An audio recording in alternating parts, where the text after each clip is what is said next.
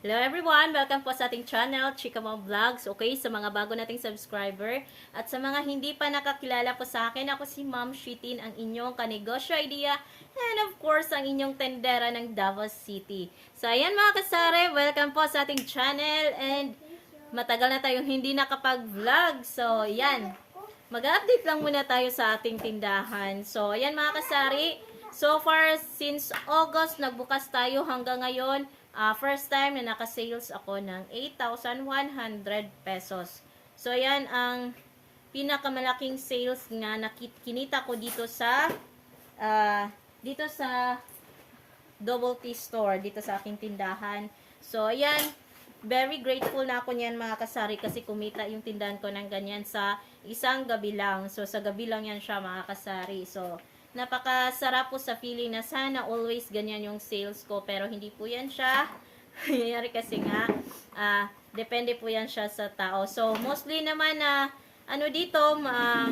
mostly na mga customer is weekend. So, yan. So, pag ganitong oras talaga mga kasari, andyan talaga yung tumal. Pero, nagiging positive pa rin ako mga kasari kasi kapag katumal ang natin, nagano ako mga kasari, nagluluto-luto ako tapos sinahatid ko doon sa home store at doon sila nag-order o kaya nagluluto ako, binebenta ko sa kanila. So, yan pa din yung kitaan ko dito mga kasari, pero thankful ako kasi nakakatulong na talaga ako sa family. And yung tindahan natin is medyo okay yung sales natin this month. So, ayan, kung noon talagang hindi ganun ka-energetic yung ko, pero ngayon na lumalaki yung sales, talagang pinalitan ko na talaga ng positive lahat ng mga iniisip ko, positive na talaga. So, yan. So, yan mga kasari, kailangan lang talaga natin na meron tayong habit na positive thoughts, yung mga positive thinking natin, kailangan talaga yan ang kailangan natin sa buhay para umasenso tayo. So, yan ang isa sa mga kailangan natin para tayo ay umasenso. So, except pa dyan mga kasari, kailangan din natin, kailangan tayong matuto palagi. So, kailangan tayong always matuto. Kailangan hindi natin itigil yung learning natin. So, everyday na pangyayari, mga experience natin, negative ba yan o positive, kailangan natin matuto. So, kung hindi ka marunong sa bagay na yan, kailangan natin matuto. So, yan mga kasari ang kailangan natin. And of course, kailangan din natin kumita kahit sa maliit na bagay. So, hindi lang pwede na although kumita ka na, ititigil ka na.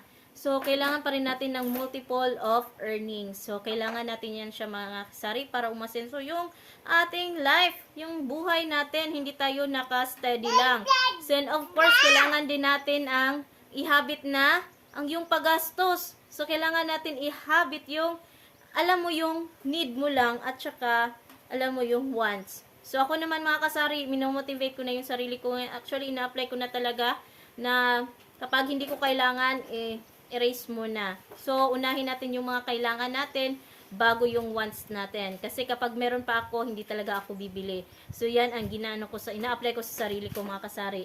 So, pag alam ko na kailangan ko na ng mga anak ko, ayan, binibili ko na yan siya. Pag hindi, ayan, no talaga. It's a big no. So, kailangan natin ang spending habit. And then, of course, kailangan natin na maging, productive. So, hindi pwede mga kasari na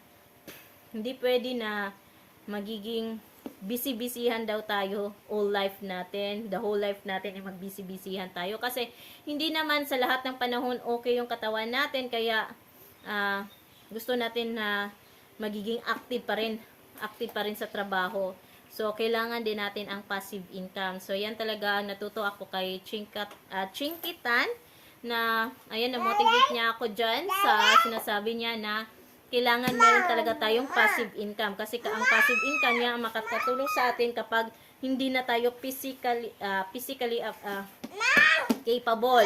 So, kapag medyo tumanda na tayo, may edad na tayo, at hindi na tayo ganun kaano sa trabaho, so, kailangan din natin na magpahinga, pero andyan pa din yung kita natin. So, nagiging productive tayo dahil yan kung meron tayong mga investment. So, ano ba yung mga investment na pwede natin gawin mga kasari? So, pwede kapag makita na yung negosyo mo, pwede ka pa mo siya i-invest. Uy, quiet. Pwede mo siyang i-invest. Sorry mga kasari. Maingay yung mga anak ko. So, yung kita mo mga kasari, yung inipon mo dyan sa kita mo sa negosyo, pwede mo siyang i-invest sa iba para naman mas malaki ang kitaan. So yung investment natin, mas maganda kung i-ano natin sa passive income. So, ngayon mga kasari, ang inisip ko muna na pwede ko maging passive income is yung mga piso wifi. Yung hindi na ako nagtatrabaho, nilalagay ko lang siya. Pero, ayan, kumikita na. So, yan ang inaano ko ngayon. Kahit maliit lang muna, basta inano ko talaga na dapat meron akong passive income para hindi naman tayo busy-busy yan the whole life. So, kahit sarado yung tindahan ko, alam ko na meron pa rin akong kita kasi alam ko may maghuhulog ng wifi. Kasi doon sa resort mga kasari, hindi niya ma-accommodate lahat ng mga naghuhulog ng piso wifi kasi humihina yung wifi nila. So, magandang idea na meron ako dito kasi ako ang next tindahan ako ang next na tindahan doon sa pinsan ko, nandun sa loob. So, ayan mga kasari, magandang idea talaga yan siya, na meron tayong mga passive income. So, kung big time naman mga kasari, ayan, yung kay Chinkita na sample is, yung mag-invest ka ng lupa, or mag-invest ka ng mga bahay, yung paupahan. So, ayan, malaki talaga yung kitaan na yan, kapag na-achieve mo yan siya, lalo na pag malaki yung kita mo sa negosyo mo, at nagkakaroon ka ng chance na bumili ng lupa, every year nagtataas yung value ng lupa at saka yung sa bahay. So, maganda yan siya na investment mga kasari. So, kailangan lang natin matuto sa mga bagay-bagay para tayo ay umasenso. So, continue learning mga kasari. Every single day, kailangan natin matuto para tayo ay umasenso, of course. And of course, mga kasari, yan,